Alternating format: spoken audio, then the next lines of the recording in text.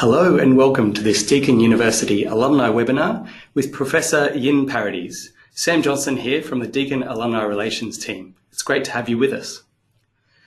I'd like to start by acknowledging the traditional owners of the land from which we're broadcasting today, the Wurundjeri people of the Kulin Nations, and to pay our respects to their elders past, present and emerging. Today we're broadcasting from the Burwood campus and our webinar topic is the Uluru Statement from the Heart, What's Next?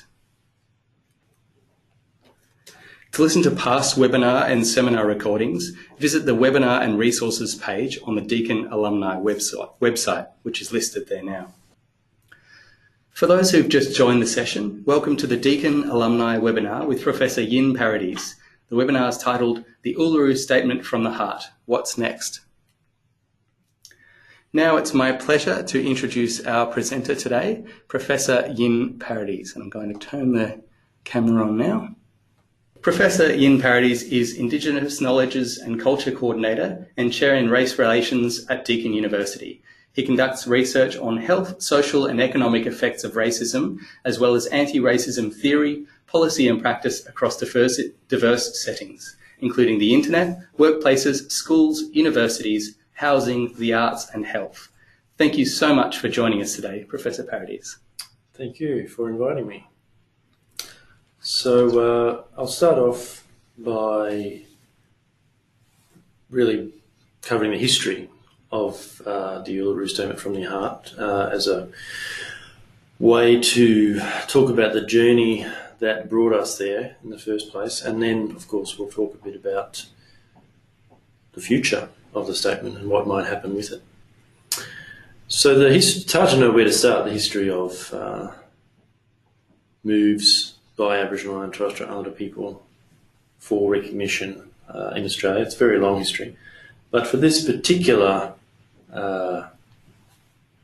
most recent development, I think we could start with the expert panel on constitutional recognition of Indigenous Australians, which was something that happened around 2011. And a lot of this work was driven by the anniversary of the 1967 referendum, so the 50th anniversary of that referendum, which of course was the most supported referendum in Australian history, and it led to directly Aboriginal and Torres Strait Islander people being counted in the census and enabling the Commonwealth to make laws pertaining to Aboriginal and Torres Strait Islander people, which they hadn't been able to previously. That was the direct impact of the referendum, but it also was a springboard for lots of other state and federal legislation, including voting rights for Indigenous people and many other things that led from that point, and really took us into a whole era of self-determination, which was all about giving power, providing opportunities for representation for Indigenous people in Australia. So part of that, in the build-up to this anniversary, were thoughts about constitutions and how the constitution might be changed to better include Indigenous people. So one of those things was a Recognise campaign that focused specifically on including Indigenous people in a preamble in the constitution. That was one of the main foci of that movement. It became quite large, funding from various sources, and a lot of people signed on to that campaign, over 300,000 people, once again in the lead up to that anniversary. So this is part of the history that brought us to the statement from the heart. And then we saw a Referendum Council appointed in late 2015 by the Prime Minister and Leader of the Opposition, so it had bipartisan support, to advise government on steps towards a referendum, which once again was about recognising Aboriginal and Torres Strait Islander people in the Constitution. It's not entirely clear exactly how, and that's why this council was formed, to look at options. And so part of that were dialogues run by the council across about 6 months or so, and that was about really trying to present a range of options for constitutional change to different Indigenous communities across the country. So the options were At the start of those consultations, the options included a statement of acknowledgement, which is very similar to the kind of preamble idea that originated this process, amendment or replacement of the race power. So there are certain aspects of the Constitution that talk about and consider ideas of race. Repeal of Section 25, it's also about race, differentiating on the basis of race, constitutional prohibition of racial discrimination as an addition, a new addition to the Constitution, and also agreement making, so that's really ideas of treaty, and an Indigenous voice to Parliament. So there were dialogues that ran for more than 2 days each, with invitations to people from the traditional custodian groups in certain areas and community organisations and other individuals. So those occurred in all the capital cities of Australia, plus Broome, Dubbo, Cairns, Ross River and Thursday Island, which is, of course, the capital of the Torres Strait in the last case. And people considered these 6 different options, and the idea was to get a kind of consensus, really, on what are the most important ways of going forward with these ideas. And then from that, we had the convention at Uluru. So there was about 250 people in 2017, and that's, of course, from that comes the statement from the heart. Interestingly, use of the term Uluru has been contested by Nungu tribal elders of the area, saying that they weren't particularly happy with the use of the term and they weren't consulted on its use. So there's always interesting and controversial and complex ways of thinking about consultation, and this, of course, was a national consultation with Indigenous communities, but perhaps the consultation for the consultation wasn't undertaken in quite the right way, and that way that everyone considered appropriate. So process issues are huge with these sort of things, and certainly at the point that we are now, there's a lot more process to go in terms of enacting the recommendations from the statement.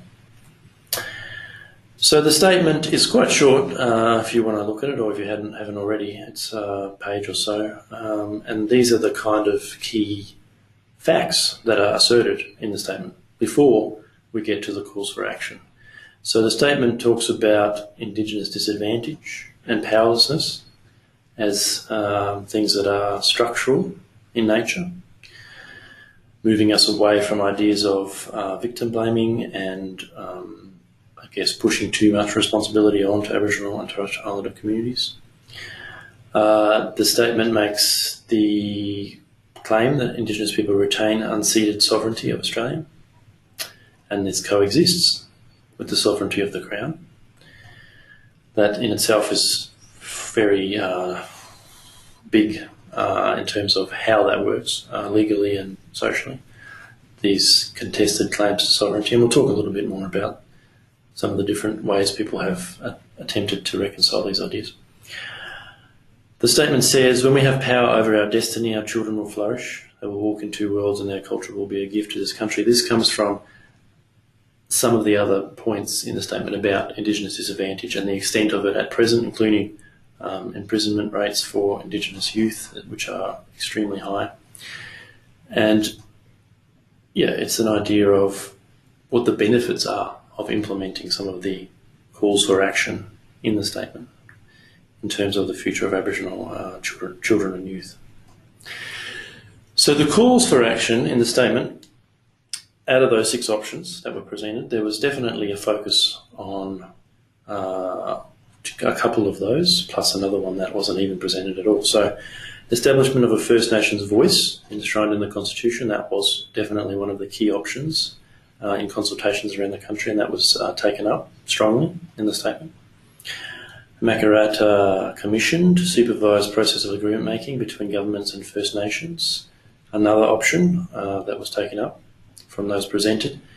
And truth-telling about our history, which is a new addition that emerged in those national consultations. So really about history and coming to a common ground in terms of our understanding of histories of colonisation and interactions between Indigenous and non-Indigenous communities. So there's a lot of importance in that that comes out through the statement as well. So Makarrata is a Yolngu word describing a process of conflict resolution, peacemaking and justice from Arnhem Land, Northeast Arnhem Land. And it just gives a framework for one way of approaching agreement making. Although in fact there are other ways, and certainly in Victoria we're well underway in terms of treaty processes, and it doesn't use Makarrata as such.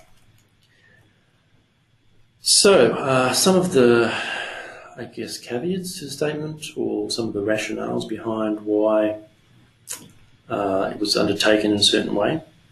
So the statement was presented to Australian people rather than to politicians or Parliament as such.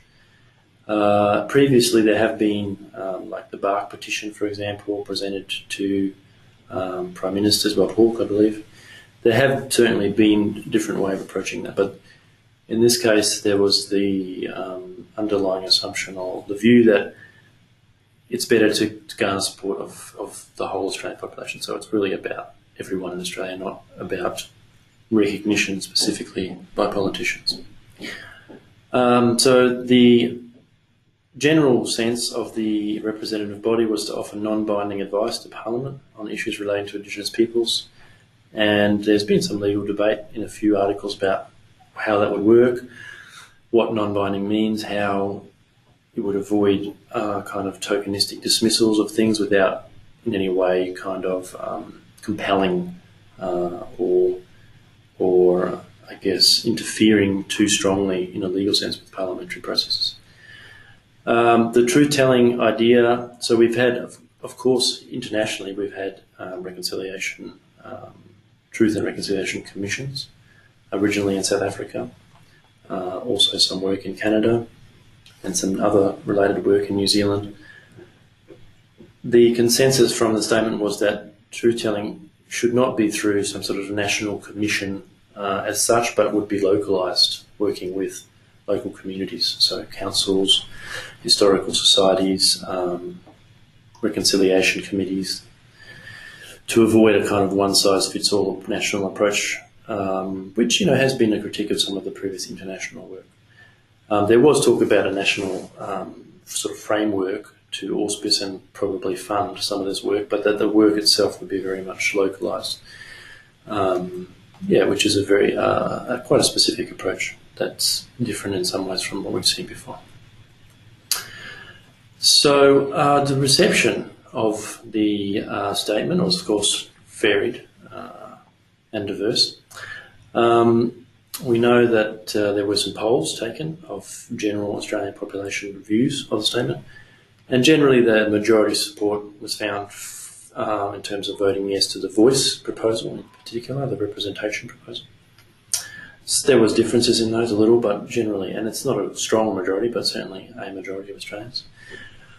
More generally, I guess, if you aren't familiar with the Reconciliation Barometer that's run by Reconciliation Australia, that's a great resource for understanding attitudes and beliefs and viewpoints in relation to Indigenous people and how, as Indigenous people, we relate to other Australians.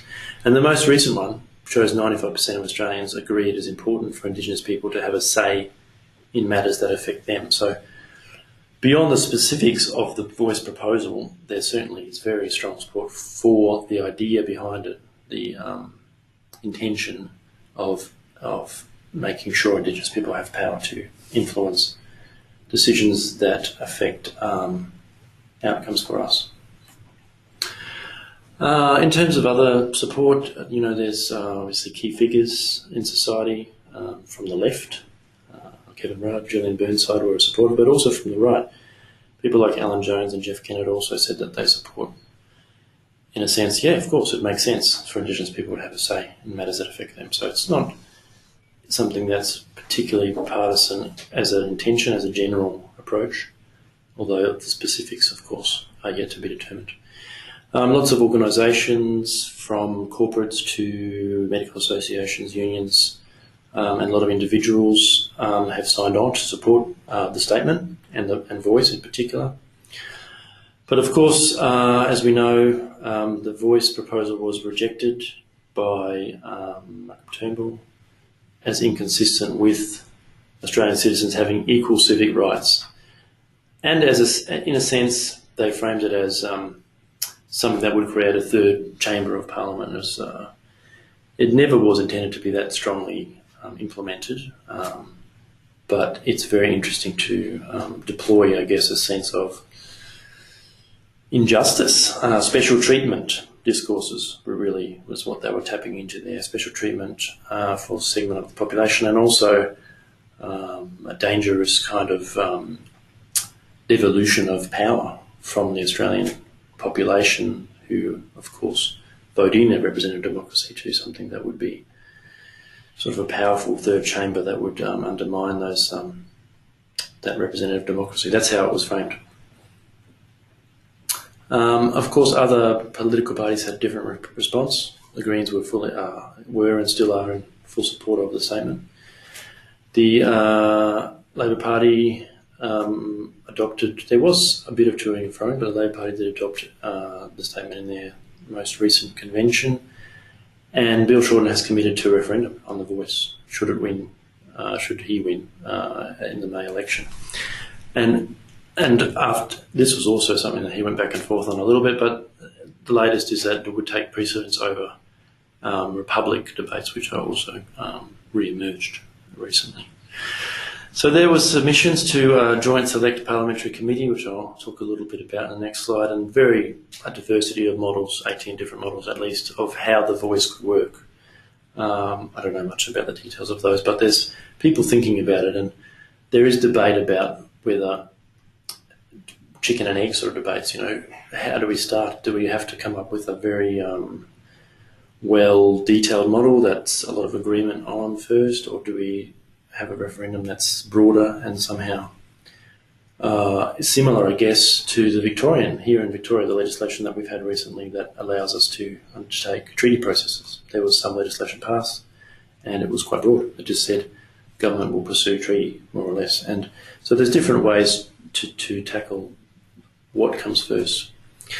And quite a few recommendations from the parliamentary committee. So they suggested a process of co-design with Indigenous people to achieve the voice idea, and that's including the different options to establish it: legislative, executive, constitutional. Support for local truth-telling processes, as we talked about, happening at quite small levels. They also suggested establishing a national resting place in Canberra for Indigenous remains, which comes into the truth-telling aspect, thinking about histories of massacre and these sorts of things in Australia, and how we can best recognise and acknowledge that. So that was a new idea that came out of the committee. Some dangers of the approaches that have been suggested, there's many, of course. Some have said that we need more dispute resolution within Indigenous communities before agreement making is possible. Yes, certainly there would be useful, I think, to have more of that, but at the same time, treaty negotiations are going well in Victoria so far. There's a lot more to be done. There's some voting to be done by Aboriginal people in Victoria, and Aboriginal Victorians more broadly who are not living here.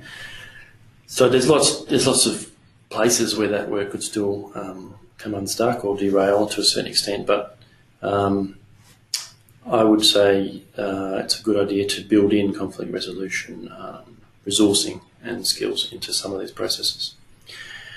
People have talked a bit about ADSIC, which of course we did have for quite some years, and it was representative in terms of voting occurred in ADSIC elections.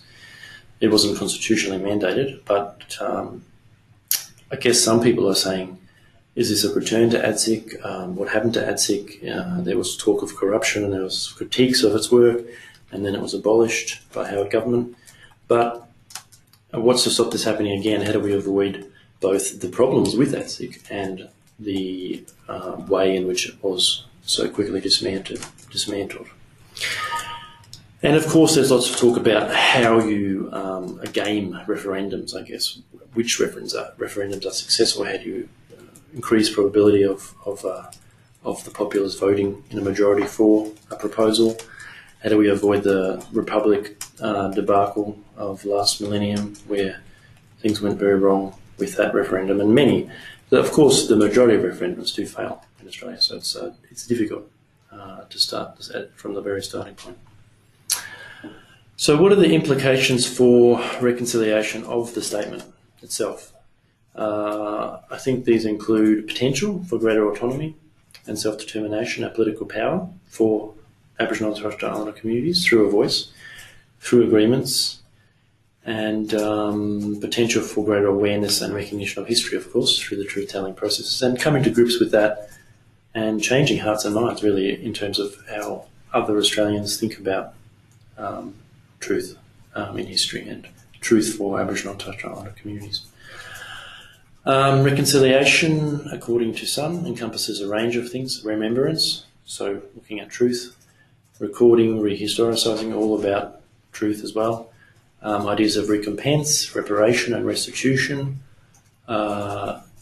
Potentially, all of these ideas could be advanced through the statement. Certainly, if we think broadly about what could be included in agreement-making processes. But we don't know to what extent that will occur, or therefore, what is the link between the statement and Indigenous disadvantage? I mean, there are many people who, certainly in politics, try to draw a distinction between symbolic and practical reconciliation. And it isn't exactly clear where this statement would sit. So the statement is a call for dialogue at this point. It says in the statement, in 1967 we were counted, in 2017 we seek to be heard. We invite you to walk with us in a movement of the Australian people for a better future. It's a very optimistic, future-focused document. It tries to make some statements about the past and the present, but it's really mainly focused on the future. So to be heard, not just to be listened to, and a journey really of discussion, negotiation and partnership. Partnership is a word that politicians are using a lot at the moment in relation to Indigenous affairs, and so it is really about that too, the statement. One thing to think about is the very fundamentals of the statement, the foundation of it, really, which is, as I said, a call to dialogue. This willingness to engage with the Australian state and peoples is not something that's shared by all Indigenous people, and certainly there were 3, I believe, people who walked out of the Uluru meeting, people who wanted a greater focus on treaties, as I understand it. So there's dissension there, consensus, of course, to some extent, but also dissensus. There are other ways of thinking about, I guess, the relationships between Indigenous people and the Australian state and population. So here's somewhere from Gus and Harsh, an anthropologist at Melbourne Uni. He talks about, in a very different context, the need to resist dominant power, such as the Australian state. We could take that as an example. In doing so, you have to continuously recenter it. It's always a dialogue or a conversation that's happening in relation to the centre of power, in relation to, for example, politicians and prime ministers and their views on issues. There's no escaping from that, in a sense, but Ghassan talks about how it is important to escape from that and not to go to what he calls an unoccupied space, a space where we're not talking constantly about how we can be acknowledged and recognised by politicians and laws and constitutions. And he thinks of that as a sense of resilience as opposed to resistance. So resistance is, of course, resisting colonial processes, trying to decolonise or re-indigenize spaces. But sometimes it's about just being resilient in your own space. So he talks about this idea of getting space and energy to focus inwards, to consider things like conflicts within Indigenous communities, or just celebrate culture within Indigenous communities and places. He calls it heroic normality. And there are some communities in Australia who are kind of engaged in something like this, in the sense that they're really trying to refuse the power of the Australian state and not engage in agreement making with the state, but actually just say we are doing our own thing in our own small local areas. despite or just really just not in relation to your general Australian laws. So that's different, of course. That's the antithesis of colonisation, which is about the nation state and the primacy of Australian sovereignty, constitutions, legal frameworks. In a sense, the idea of having these two sovereignties coexist is very hard to see how that works. And most of the time, it's meant that that Indigenous people's sovereignty has been minimised. So, but in another sense, the prior sovereignty claims of Indigenous people really do render the Australian state impossible, in a sense, a very conceptual sense. So that's why some people argue that you can't ever achieve a kind of power inequality when you're asking for concessions from the Australian state. And so some people have refused that idea and gone for this sense of communal self-recognition. So examples are, rejecting the dominant ideals of something like Close the Gap. So we just had the Close the Gap report come out recently. A lot of it is about things like employment, education, health, and some people say, well, we're not into those things. We're just not really interested in closing the gap. The whole concept of that as the problem, that gap in whatever it is, some statistical indicators, just doesn't resonate with us. So that's one approach. Another is this idea of forming tribal nations. So there's more than one. There's a handful of these tribal nations that are forming. Yidiji is one example, where people say, look, we don't want your driver's license, Australian driver's license or bank accounts or Medicare cards. We'd form our own community with their own rules and laws and ways of doing things in small areas. So this is another example. And a lot of these communities tend to be around the Queensland-New South Wales border. I don't know why. Maybe it's a jurisdictional sort of liminal space of, kind of where each of those jurisdictions doesn't quite have sway.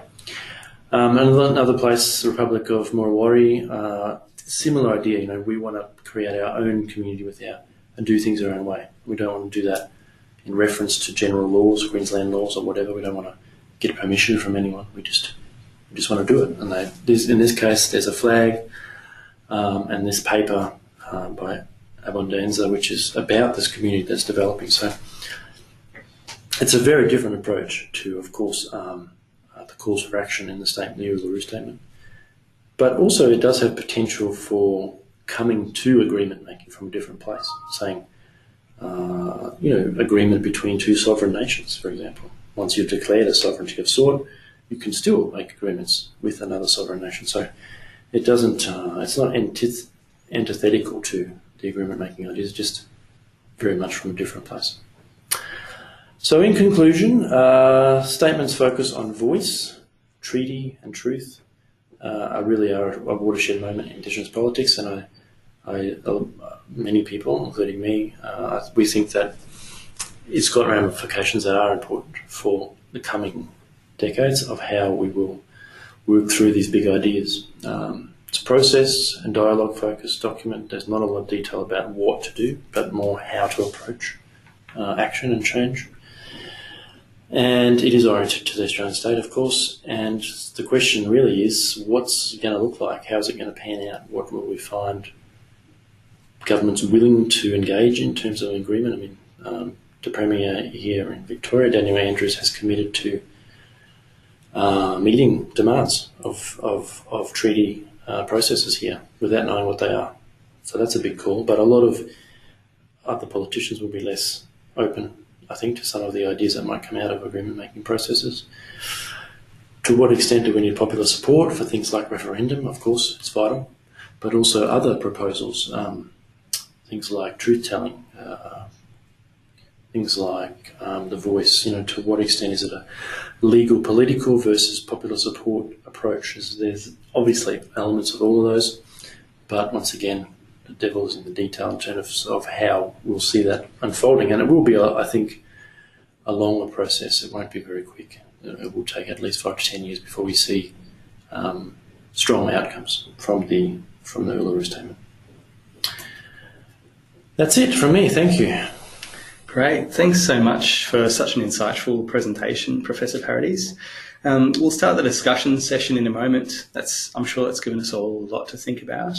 So now's the time for everyone out there to write any questions you might have into the question box on your screen and submit it. We'd love to hear from you. So please don't be shy. No, there's no such thing as a silly question and all that. So yes, we'd love to hear from you. I'll kick things off with a question I've been thinking about, which is, Yin, what do you see as the best way for non-Indigenous allies to support this sort of working towards reconciliation? I mean, that's a complex idea. Well, yes, it's big, reconciliation, but I think there are opportunities for non-Indigenous allies to help specifically in this process of really spruiking the Uluru Statement and the implications of it. So that would include just thinking through what your expectations are in terms of what Indigenous people might be seeking in agreement making. For example, how would you respond to different ideas in a treaty that might come about? What sort of conversations can you have with your family and friends and colleagues about things like history of colonisation in Australia? What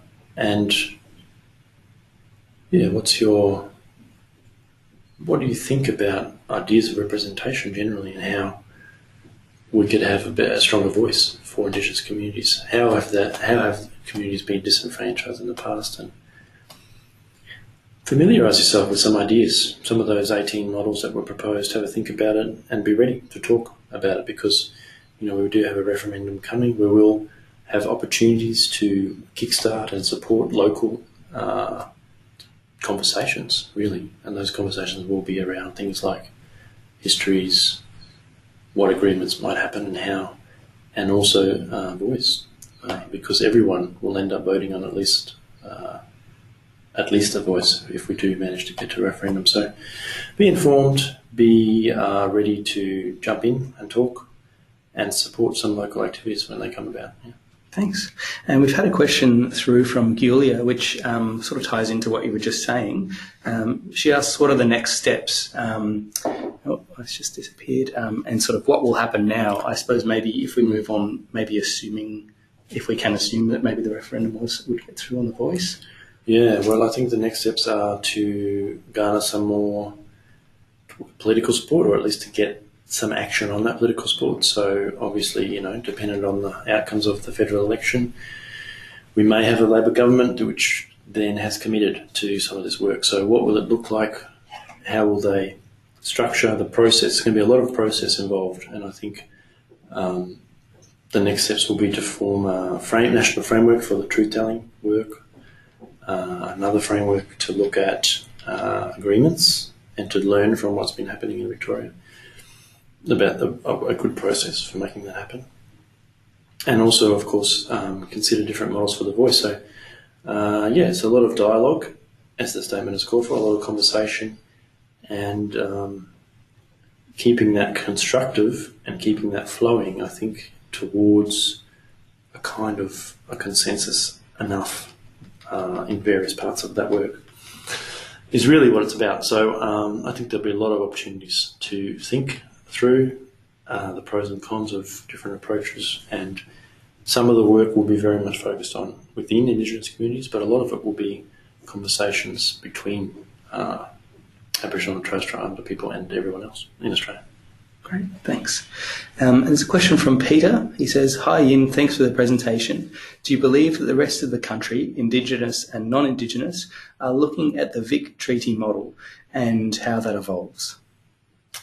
Yes, I do. I think there's a lot of interest in what's happening in Victoria, and certainly it's the most advanced conversations about agreement making in the country to date, and it's not being rushed. There's lots of time to give Aboriginal communities in Victoria a chance to be involved. There's funding available from the government to do some of that work within communities. I think it's going well. Jill Gallagher's in charge of that work, and she's been steering it in very positive directions. And I think the timing is great because we can learn from what's gone well and perhaps what could be improved in that process before anything national gets going. So it's a kind of advanced example that, we can look to for that aspect, the agreement making aspect of that work, and perhaps actually some of the ways that Indigenous voice has been included in the project itself would be also quite useful to think about in relation to that call for action in the statement.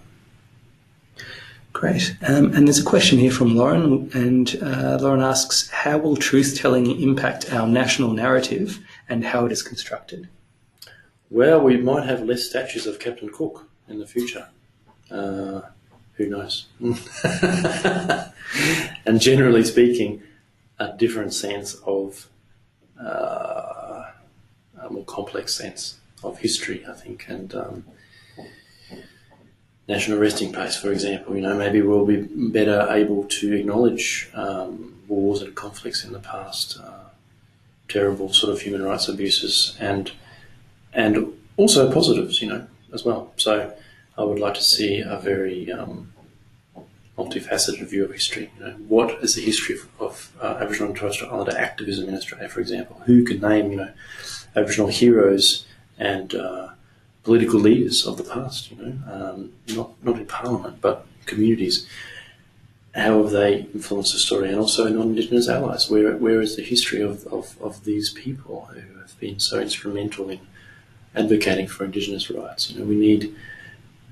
We need things like the massacre mapping that University of Newcastle have been working on, but we also need other positive stories about when things have gone well in history so that we can learn and model those going forward. So, I think there's lots of change that would happen in the way people understand history and the way it's taught in various parts of the education system. National days, how they're celebrated, how they're commemorated, might also change. Perhaps the date of them will change. I don't know. There's lots of options for thinking about how we can incorporate history into the present and the future. Great. There's a question here from Rebecca who asks, who sort of says, Australian corporates and government departments are building reconciliation action plans. Mm-hmm. Will this assist the Uluru Statement or hinder it, in your opinion? Well, the reconciliation action plans have been going for a while now through auspice through Reconciliation Australia, and they certainly don't have to hinder anything. No, I think that they're also an opportunity for people to have conversations and make structural changes to their organisation that really are about making them culturally safe, about trying to promote Indigenous employment and engagement with their organisations. There's good and bad ways to do, of course, reconciliation action plans, and there's lots of different levels that they have within the framework of the depth of work that happens there. But I think they are very strong in potential in terms of another form of local ways of engaging with these issues. And we could definitely use that in some of this work going forward. Right. And a question here from Andrew. Andrew says, "Hi Yin, thank you. As a Badamia and Aboriginal man who has been involved in this somewhat, it's always interesting to hear thoughts on the process. I wonder what your thoughts are on the current state of native title reconciliation and how the move to a referendum and voice might work while many Aboriginal people are still yet to be formally acknowledged." Well, I think that land is likely to be access to land, what recompense people get for land being stolen, or we've had a case recently where compensation was given by courts in relation to land that has implications for the whole nation. But I think land will be key to the agreement making and treaty processes. In particular, of course, it will form part of the truth telling as well, but I would be surprised if that wasn't front and centre in the minds of a lot of Indigenous people and communities when they're thinking about what treaties could provide, what agreements with government could provide. And I think obviously there's lots that could be done to improve the way native title works, or just generally how Aboriginal and Torres Strait Islander people can access land, use, care for, connect with land. There's a lot to be done there, and I don't think native title legislation has served us well, although there is, of course, a lot of the continent does come under some form of native title. There's more to be done, and I'm hoping that the agreement making will be a different way of coming to that. That's not as onerous and fraught and damaging as the native title processes have been to date. Yeah. And we've got a few more questions, and we do have another sort of a little while left, so please do keep them coming in. Just type them into your questions box on the screen and click submit. There's one here from Ryan, who asks, where can people tune in to Indigenous politics to grow better understanding of Indigenous political perspectives? Wow, tune in. Well, I guess there's NITV, National Indigenous Television. There's some newspapers, National Indigenous Times. There's Courier Mail. There's a great thing online called Indigenous X, which I think is pretty awesome, and Luke Pearson runs that. That's has different topics every week where people talk about issues relevant to Indigenous affairs. So I would start with those places and see how you go. Great. And one of our guests, Chris, has also said The Point NITV. So Point, a good show. Yeah, the show. That particular show. Yeah. How about social media groups and that kind of thing? Well, Indigenous X is good in terms of social media. Yeah, that's a good Twitter thing. And I don't know of it. There's probably more, but I think you could link in through there to other aspects of social media as well. Great. And Ryan really appreciated that response. Thank you. Claire has written in with a question. Do you also see that Indigenous Australians will also be more willing or able to share their culture to the extent possible as a part of the sharing and coming together? Yeah, I think, that would be great. Some of these communities that are declaring, local communities that are declaring sovereignty are actually inviting people to come and live there and be given sort of Indigenous passports saying that they live in the local area, and they're not talking just about other Aboriginal and Torres Strait Islander people, they're talking about anyone. So I think there is a lot of inclusivity and openness in some of this work, and sharing of culture is a lot of us as Aboriginal people are very keen on sharing and growing understanding of our particular unique perspectives, and therefore getting help from people in terms of caring for this country, in terms of caring for other people, and offering alternatives to some of the ways that things are going wrong with society. We want to make changes, and I think there's a lot of potential for Indigenous ways of doing and knowing and being to be incorporated within Australian society. So yeah, it's obviously there's times when communities need to just talk amongst themselves, but there's a lot of opportunities for interaction and working together. Yeah. Just going back quickly to Indigenous X, as you mentioned, is that just the letter X or EX spelled out? Just the letter X, big capital X at the end. Yeah. There you go, Merrin. Okay, great. And so Glenn has written in with a question, which he's just asking if you could say a little more about the Joint Parliamentary Committee, please. Joint Parliamentary Committee? No, not really. I don't know much about it.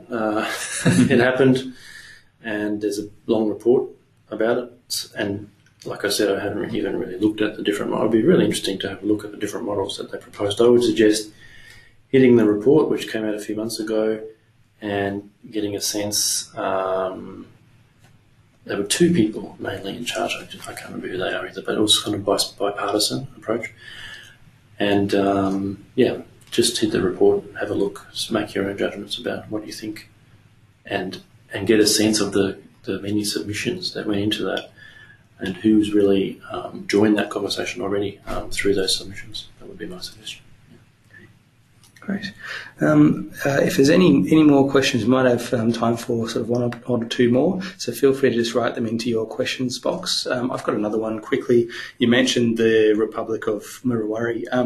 How is that going for the people who are living in that community, and how do you see that sort of in practice?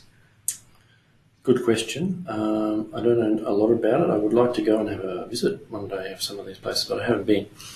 I think it's reached generally for these communities, it's reached a certain level where there's recognition of it happening among some circles, and they haven't sort of done anything particularly radical in the sense of, I guess they haven't come into conflict with authorities such as police and the like in New South Wales or Queensland yet.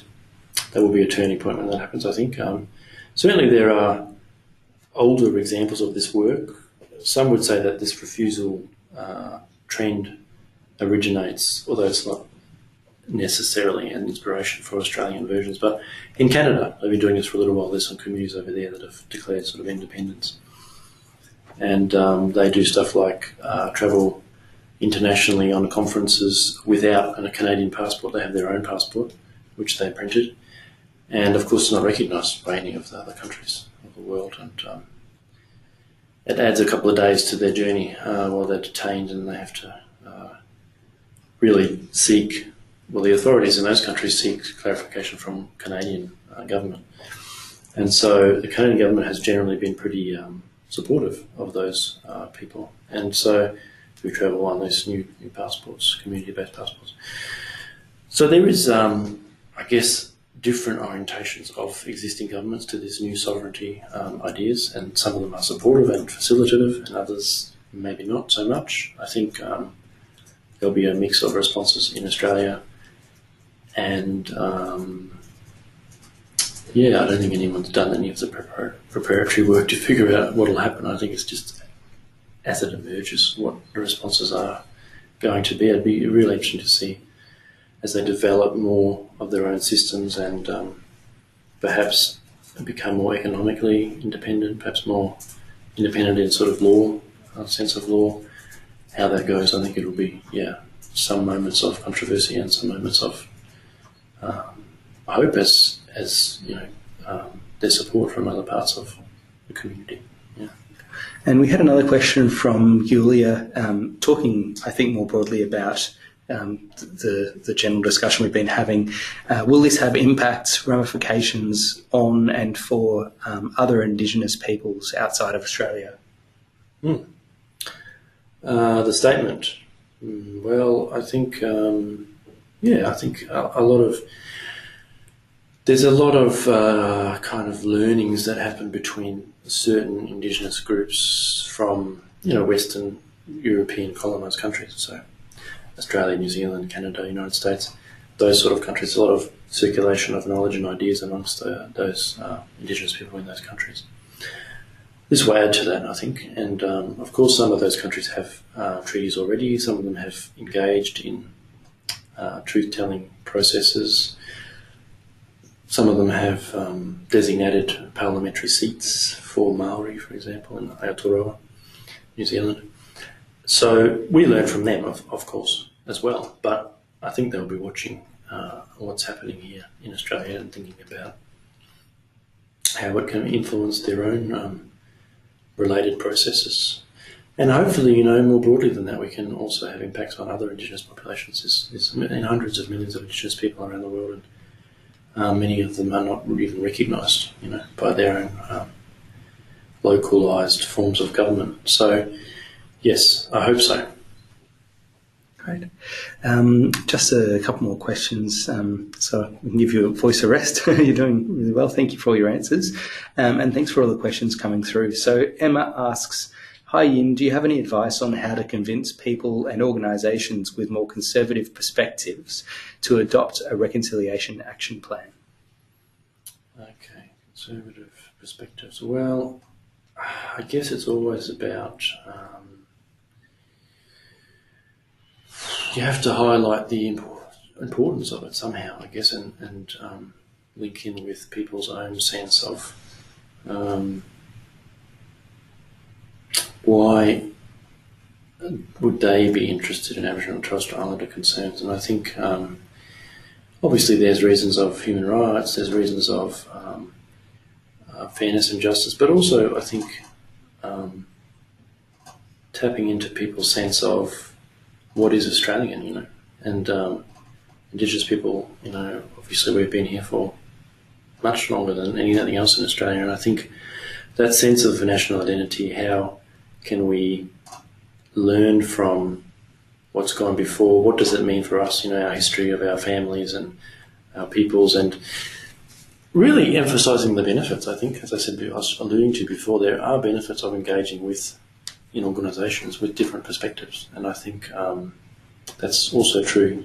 We're coming up tomorrow to Harmony Day, which in Australia is called Harmony Day, but it was actually the United Nations Day for the Elimination of Racial Discrimination, and there's lots of evidence that including diverse views in organisation is beneficial for productivity and creativity and all sorts of things. So I think it's not just about helping others, is what I'm saying. It's actually about what benefits can organisations get from engaging with First Australians, and that's something that I think people don't ask that question a lot, and I think you can find examples where banks and the like have asked these questions, and corporate sector stuff, and got answers that they like, and so that I think ties in better sometimes with conservative approaches to this kind of work. And this one might have a quick answer, but not sure. So Michelle's asked, we know the position of the Labor Party, but have the LNP released any updated policy in this space, especially after Turnbull's removal? No, I don't think any substantive changes to their position have occurred that I'm aware of. No. Would be great if, as we get distance from Turnbull, that something would change, but yeah, I haven't seen anything. Okay, and another question came through from Andrew. He asks if you see Deakin University playing a role in the move towards truth-telling by incorporating more information into course material in the future. Yes, thank you for that. That is partly one of my jobs here at Deakin, is to exactly do that. We're trying to embed more in the way of Indigenous perspectives into courses, into regular events that happen on campus, into the look and feel of campus with acknowledgement plaques and so forth. Everything, the operations of the whole organisation are in the process of being indigenised slowly, but hopefully surely as well. And so I would watch that space if you have any particular interest in that. Deakin University as an organisation that can do more for reconciliation. Yeah. And last question here from Megan. Do you think that the potential referendum will have a better likelihood of success if the concept and workings of the voice is more specific? Well, it's a difficult question to answer, isn't it? I feel like I'm not a constitutional lawyer by any stretch of the imagination, but I feel sometimes, as with the treaty legislation in Victoria, it's easier sometimes to get through kind of general process ideas with people. If it's broad, it can be easier. But I suspect that when it comes to referendums, which are different from obviously legislation going through Parliament, it doesn't help to have something too vague and too process oriented, because you actually have to change words in a constitution in a specific way. So I think we will need a fair bit of specificity, and that the danger of that is the more narrow you become, the sort of more narrow the field of people who would potentially support that, and people who would actually say, well, I think this is a great idea, but I don't like this particular part of the model or this particular wording. And so then comes in the need for very broad and a lot of conversations, about it, so that people can see the benefit and not rushing it, and making sure there's lots of lead time and you can get a general consensus or a sense of what model would it get the most support, but also would be most effective in making happen what's intended. So I think we will need specificity. I think, unfortunately, that makes it harder. But because to choose something means that someone else might have chosen something else and not vote for it. But it will be, I think, important to do that. And I think it's possible to have enough of that dialogue to make it work. I hope so. All right, thank you very much, Professor Yin Paradies, for presenting today. That's all we have time for, so thank you so much. It's been great. Thank you. Just a few more words before we finish up. Just so you know, if you have any more questions for Professor Paradies, his email is on the screen there, so please feel free to get in touch. If you haven't already, please don't forget to follow Deakin Alumni on social media. We're on Facebook and LinkedIn, and would love to hear from you, so just look us up. Thank you. Also, a reminder that Deakin alumni and their direct families are eligible for 15% off postgraduate course fees. Find more information about this great offer at the Deakin Alumni website. You can submit any feedback about today's webinar to Deakin alumni at deakin.edu.au, and also a recording of the presentation will be made available on our website within the next few weeks. Thank you again, everyone, for joining us, and a big thanks to Professor Paradies for your time, and we hope you can join us again next time. Have a great day.